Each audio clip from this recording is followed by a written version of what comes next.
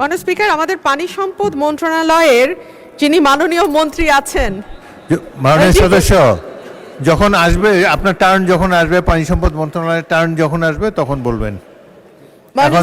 এখন দয়া করে বসুন। মাননীয় স্পিকার, স্থানীয় সরকার মন্ত্রণালয়। ধন্যবাদ মাননীয় স্পিকার।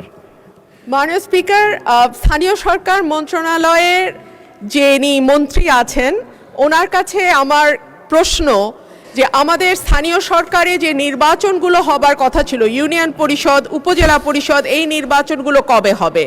আমরা দেখেছি ইতিমধ্যেই প্রতিটি জেলায়। মাননীয় সদস্য, এক মিনিট। জেলা পরিষদে মাননীয় সদস্য, এখন তো প্রশ্নোত্তর পর্ব চলছে না। মাননীয় স্পিকার, ওনাকে পেয়েছে, ওনাকে তো পাবো না। প্রশ্নোত্তর পর্বে তো মাননীয় স্পিকার সুযোগ পাই না। প্রশ্ন জমা দেই, প্রশ্ন আসে না। আপনি পুরোকে হাত তুলে সেও সুযোগ পাই না। আপনি এই দাবির উপরে বক্তব্য রাখতে পারেন, কিন্তু তাহলে আর পানি সম্পদ মন্ত্রণালয়ের উপরে বক্তব্য রাখার সুযোগ পাবেন না।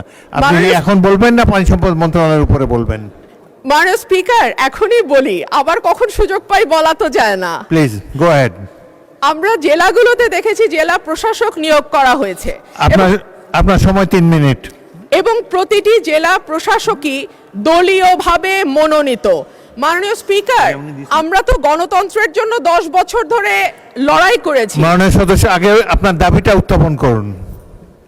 মাননীয় স্পিকার, এখানে মন্ত্রণালয়ে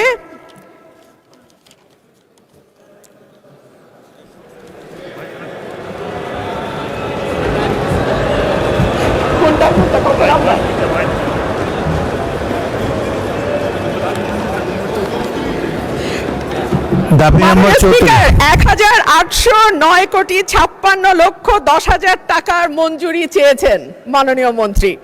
স্বাভাবিকভাবে আমি প্রতীকী মূল্য 500 টাকা হ্রাসের একটি প্রস্তাব জানিয়েছি।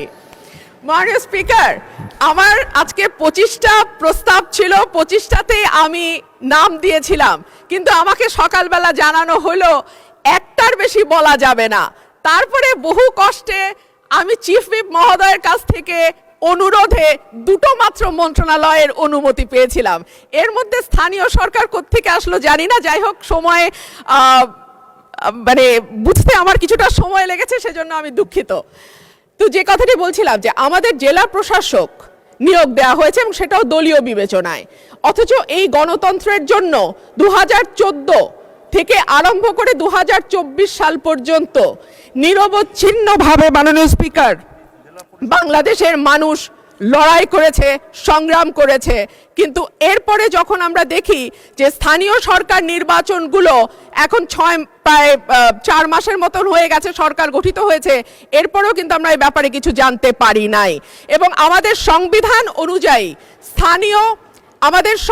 অনুযায়ী আমাদের স্থানীয় পর্যায়ের পুরো শাসন ব্যবস্থা স্থানীয় নির্বাচনের মাধ্যমে যারা প্রতিনিধি নির্বাচিত হবেন তাদের হাতে হওয়ার কথা। কিন্তু আমরা দেখতে পেলাম যে এই মন্ত্রণালয়ে যেই জেলা প্রশাসক নিয়োগ দেওয়া হয়েছে প্রতিটি জেলায়, তাদের অধীনে জেলাগুলো শাসিত হচ্ছে। এটা কিন্তু সংবিধানের সঙ্গে সরাসরি সাংঘর্ষিক। সেই কারণেই মাননীয় মন্ত্রীকে আজকে আমি পেলাম, ওনার মাধ্যমে আমি আপনার কাছে প্রশ্ন রাখছি যে এই স্থানীয় সরকার নির্বাচন কবে হবে? সেই নির্বাচনে কখনো আমরা শুনতে পাচ্ছি যে নিষিদ্ধ ঘোষিত আওয়ামী লীগ অংশ নিতে পারবে, কেউ বলছেন পারবে, কেউ বলছে পারবেন না, কেউ বলছে দলীয় প্রতীকে হবে না বলে, যারা ক্লিন ইমেজের আছেন তারা পারবেন। এই বিষয়গুলো যদি মাননীয় মন্ত্রী পরিষ্কার করতেন, আমার মনে হয় এখানে আমরা যারা সংসদ সদস্য আছি, রাজনীতির সঙ্গে যুক্ত, আমাদের যেমন বুঝতে সুবিধা হতো, একইভাবে স্থানীয় প্রশাসনে যারা রাজনীতি করেন, স্থানীয় পর্যায়ে যারা রাজনীতি করেন, তাদের জন্য বুঝতে সুবিধা হতো। ধন্যবাদ মাননীয় স্পিকার।